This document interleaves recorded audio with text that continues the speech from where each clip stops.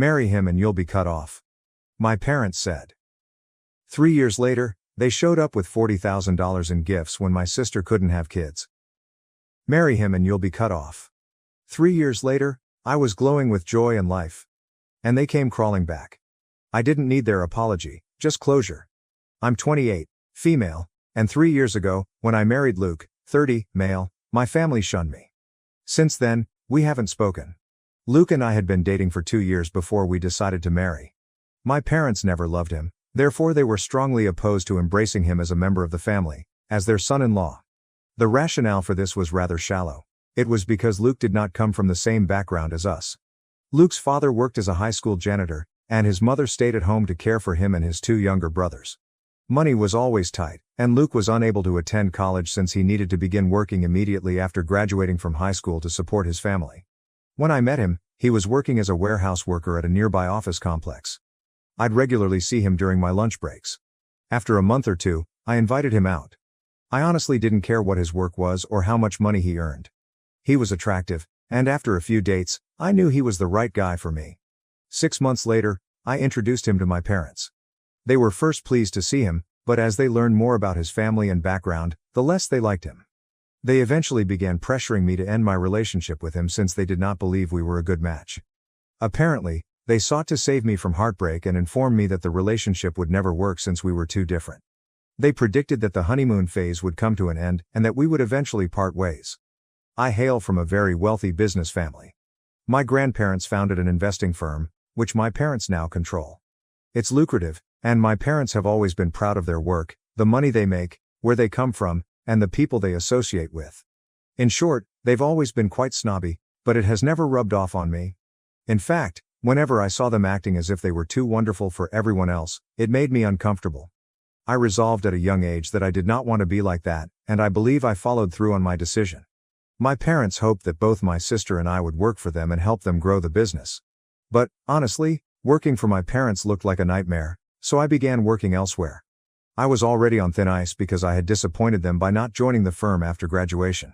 I believe my decision to be with Luke was the final straw. So when we became engaged, they were outraged and offered me an ultimatum. I could either end the engagement and remain a member of the family, or they would disown me and make my sister the heir to their whole estate. To be honest, my sister was our parents' favorite child, and for good reason. She had earned it because, since I was a child, she had been exactly the type of person my parents had hoped to raise. Sophie, my sister, has always been exactly like my parents. She was likewise proud of our fortune, despite the fact that she had not contributed to its acquisition. She was just as snobby and arrogant, believing she was superior to everyone else just because our parents had a lot of money. Sophie is my younger sister, she's 2 years younger, so I tried to make her act more like me, or a normal person, to be honest, but it never really worked.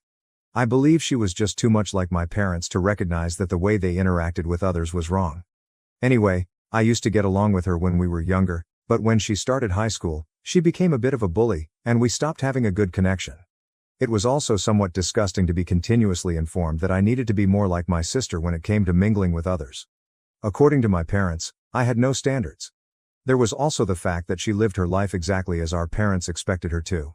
She earned a business degree and began working with our parents to move the firm forward. She was now the model child for the ideal daughter. My parents, and occasionally Sophie, had tried very hard to persuade me to break up with Luke while we were dating because they disagreed with our relationship.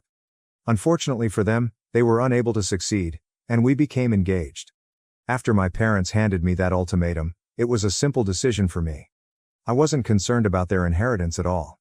I just wanted to live a peaceful life with Luke, so I told them they could disown me and I would be fine with it.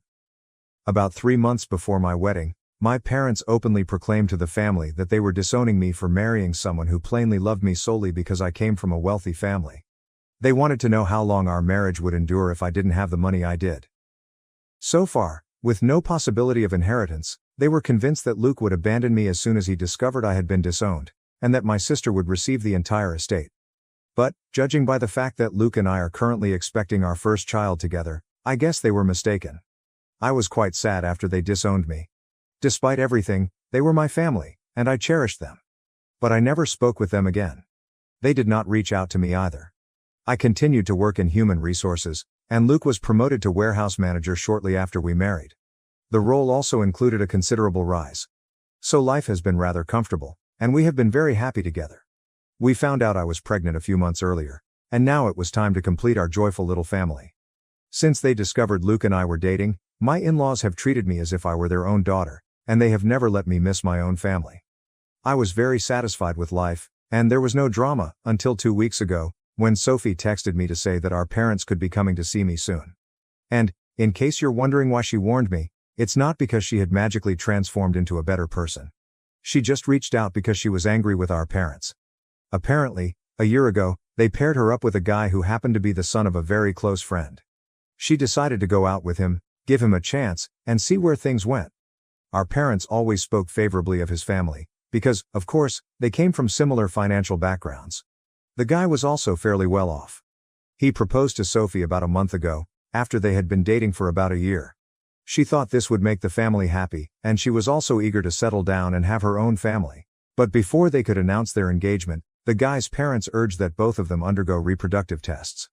They were hoping for a grandchild, and their son had previously been duped by another woman who had not stated that she had undergone a hysterectomy for medical reasons. They did not want to take the danger again. Sophie felt it was strange, but she agreed to do it because our parents wanted her to get it over with so they could announce their engagement. Unfortunately, they discovered she was sterile. They tested her a few more times just to be sure, but the findings were always the same. My parents went to her reproductive doctors, but they had no clear explanation for why this was happening to her. The guy eventually broke up with her since he did not want to go against his family's wishes. And the most lovely aspect of it all? My folks are currently blaming her for some reason. I don't even want to go into how messed up everything is. I was terrified when I read the text she sent, and by the end of the message, I was extremely angry. She said she was telling me all of this because she knew our parents would contact me soon. They had learned from a few of my cousins that I was expecting, and because they no longer had a chance of having grandkids from her, I was their only hope. After reading the message, I chatted with Luke. We determined that, regardless of what happened, we would not reunite with them. It was simply not worth it, and, after how they handled Sophie, I wanted nothing to do with them. My parents arrived at my door 3 days ago, just as Sophie had mentioned. When I opened it, they hugged me and said they had heard they were going to be grandparents. They wanted to move on from the past and start over. That's why they came to reconcile with me. They even brought gifts totaling about $40,000 that were still in the car. The mention of the gifts and their worth irritated me even more. I was only a few months into my pregnancy, so I wasn't showing, and I was wearing pretty loose clothes. So I told my parents that what they had heard about my becoming pregnant was not real. I also told them I had recently spoken with Sophie and understood exactly why they were there. So, even if it were true, I had no desire to reconcile with them. I'm my own person, not a baby-making machine. And if they simply wanted to reconnect because I was their only chance at having grandchildren, I didn't want that kind of relationship at all. I also informed them I knew what I was worth, and it was definitely more than $40,000. Before I shut the door, I was extremely satisfied. I don't believe I did anything wrong because, given how they treated both me and Sophie, I don't believe they deserve the opportunity to have the kind of family they desire. But then my father sent me a note, and now I'm kind of confused, which is why I'm here to ask for guidance on what to do. It's not a very long message, so I'll simply paste it here and let you make of it what you will. Dad's message: we came to visit you and make things right because we know you're pregnant.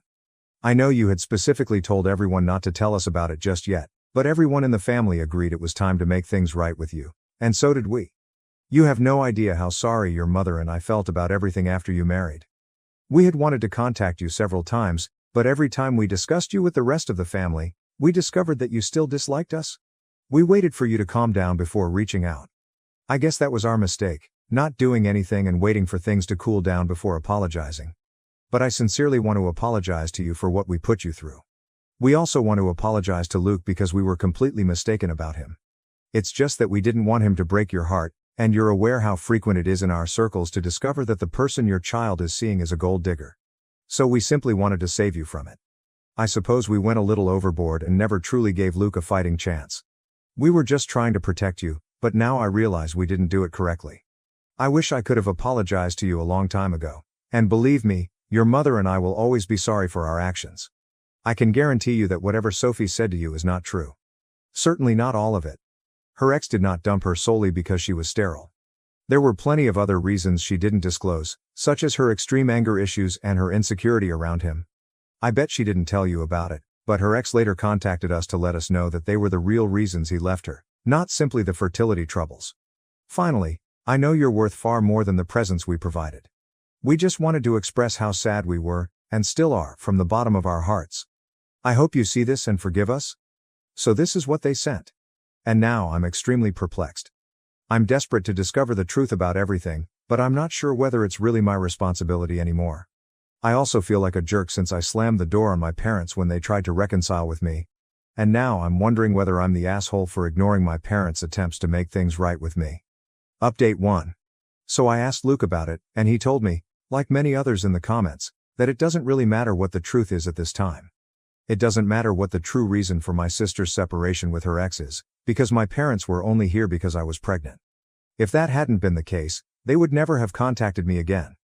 And the fact that they had waited so long demonstrates that they assumed they could come and go as they pleased, and I was just going to have to deal with it. He explained that the message they sent me was an attempt to emotionally manipulate me, and that because I was pregnant, I may have been more vulnerable, which is why I fell for it. I agree with him there, because I've suddenly been more emotional about things. But Luke was able to identify numerous flaws in the message they sent me. For example, if they truly regretted how they had treated me, and particularly Luke, they should have contacted us at least once. Granted, I appeared upset with them, but how was not talking to them going to change that? They must have known that if they wanted to set things right, they needed to talk to us. They couldn't wait for us to relax on our own. That's not how it works. More importantly, they were aware that Luke and I kept our finances separate until we married. In truth, I had approached Luke, not the other way around. So, if he had been a gold digger, I'm very sure he would have approached me instead. For the first few months, they were understandably anxious about the contrasts between our families and financial backgrounds. They never tried to get along with Luke or get to know him. They acknowledged this truth in their message, but they never gave him an opportunity. But they didn't have the decency to apologize to him separately. It's not as if they didn't know his phone number or how to contact him. He was on social media, and they could have contacted him there if they were truly sorry. However, the way they acted and even phrased things made it clear that they were treating this extremely carelessly. So I have no reason to feel bad about what has happened. Talking with Luke about this has made me feel a lot better about my decision. I also decided not to contact Sophie. I'm not sure what her motives were, but one thing is certain, she didn't reach out to me out of the kindness of her heart.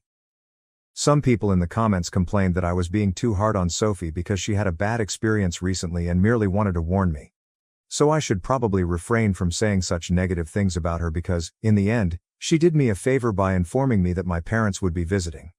That might be true. However, this does not invalidate her previous actions. She cut me off on the same day as my parents and never followed up with me again. Not to mention that I had previously discussed her personality in my original post. She had always been biased toward Luke because his background and actions were no better than my parents. The only reason she told me about all of this was because she was upset with our parents. I'm very sure if things had worked out with the guy my parents had matched her up with, she wouldn't have contacted me, and everything would have stayed the same. So she did this to exact revenge on our parents, rather than to protect me. I understand she went through a terrible ordeal, and as a woman, I will always support her and maintain that the way her ex and our parents punished her for something she had no control over is wrong. But as her sister, I will never forgive her. And I really don't need to. I know that now. I haven't heard from my parents in a few days, and they haven't tried to contact me since that message. So I'm hoping they'll keep to that and not contact me after this. Because I genuinely do not want any more drama. I just want my pregnancy to be smooth and nice, and they will have to stay away. I'll decide whether or not to include them in my life after the baby is born. Because for now, my own happiness is my #1 priority. And it's not like my children will never know the affection of grandparents, uncles, and aunts. My in-laws, as well as Luke's brothers, have made an effort to check in on me every other weekend, whether by phone or in person. It warms my heart to see how tight their family is, and how quickly they welcomed me into their family after discovering their son adored me, with no drama or complaints. I wish my family had done the same, but alas. Update 2. My parents paid me a visit 2 weeks ago to reconcile with me. But I made it plain that I did not want to speak with them right now. We hadn't spoken since then, with the exception of the text message they sent me. I didn't even respond to that.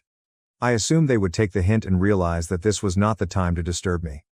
But clearly, they couldn't just let this go. They decided to show up again, yesterday. Luke and I spent the evening at home because it was a Sunday. Someone knocked on the door unexpectedly, despite the fact that we were not expecting any visitors. When Luke looked outside, he noticed my parents were standing there. He inquired if I wanted to let them in or not, and, obviously, I said no. So Luke instructed them to leave, and I went to my bedroom since I didn't want to deal with it right now. I was fatigued and not in the mood. Instead of leaving me alone when Luke told them to, my parents remained at the door and argued with him. They got so loud that I had to come back out and personally tell them to leave. Even then, they continued to argue with me, insisting that they were only here to make things right with me and that I should give them a chance. They argued that they had raised me, therefore this was the absolute minimum I could do for them. I tried to explain that I would speak with them when I was less emotionally volatile, but now was not the time to worry me. They refused to listen. Instead, they emphasized why I should be grateful to them for the life they had given me, claiming that I was stealing the opportunity to be grandparents from them, all because of a stupid little lapse in judgment 3 years prior. They sounded very unhappy with me, which irritated me because they were in no position to make demands right now. And their stupid little lapse in judgment, as they phrased it, had caused a lot of sorrow and misery for me, so perhaps it wasn't as minor as they imagined. It was up to me to decide whether to forgive them now or in 5 years. They couldn't make me forgive them, and they needed to understand this. My sole error in the case was becoming very emotional and arguing with them, rather than simply contacting the cops and letting them handle it. Anyway, when I started debating with them, my mother burst into tears and accused me of being cold-hearted. She explained that she had already had to deal with the knowledge that Sophie would not be a mother, and now I was treating her this way despite everything she had gone through. I couldn't believe she had the nerve to express her feelings about how I was treating her. When my parents had put Sophie into a corner because she couldn't have children, she felt compelled to tell me about it, even though she hadn't spoken to me in years. After that, I simply snapped. I informed my parents that in order to be good grandparents, they first had to be decent parents, which they had failed badly at. First, they had wrecked their connection with me simply because they couldn't understand my want to be with Luke. He wasn't a spoiled rich brat like most people in our circle. Instead, he was a trustworthy and diligent individual. Clearly, they were not the ideals they stood for. As if that wasn't awful enough, they had wrecked their relationship with Sophie, their golden child. She had done everything right her entire life to impress them, and still they could only see one thing: she was sterile. They had reduced her to just one condition and pushed her away, despite the fact that her entire life she had done nothing but attempt to make them happy. At least in my case, they had the justification that I had constantly gone against them, which made it extremely easy to cut me off. But there was no justification for them to be so nasty to Sophie, especially at a time when they should have been supporting her. They had failed both of us. And they had no right to claim a place in our life. I'm not sure about Sophie, but I wasn't going to forgive them anytime soon. If they were truly remorseful for what they had done, they would have left me alone and realized that I was not in the correct mental state to cope with them right now. Instead of simply dealing with their punishment, not talking to me until I was ready, they decided to impose their presence on us and expect me to be fine with it. I was not pleased with it, and I told them so. Even after everything I said, if they didn't leave me alone, I'd have to call the cops, which would not look good for them. They only departed after that, and I was quite distraught for hours afterwards. I shouldn't have come out of my room to talk to them, but I'm glad I was able to get everything off my chest. I needed to express these things aloud. I needed them to hear it so they understood how horribly they had failed both of their children. And now that it's out there, I feel a lot lighter. Of course, I regret spending my evening fighting with them. It was a complete waste of time. But at least something positive came out of it. Update 3. Hello folks.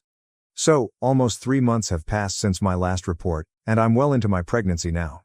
I'm clearly showing, and my baby will arrive in 2 to 3 months, hopefully. Not much has changed since the last time I posted here. Part of the reason I was so idle was that I didn't have much to say.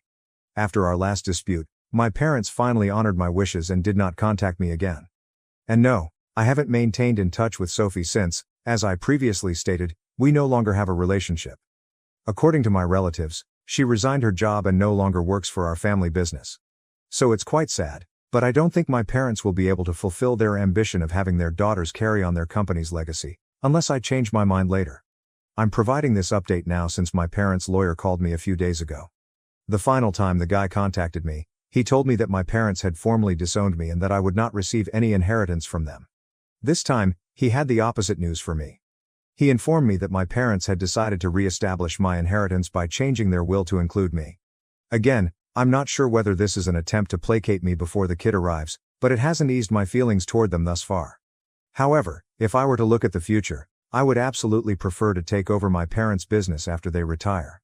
And having Luke run with me would provide poetic justice.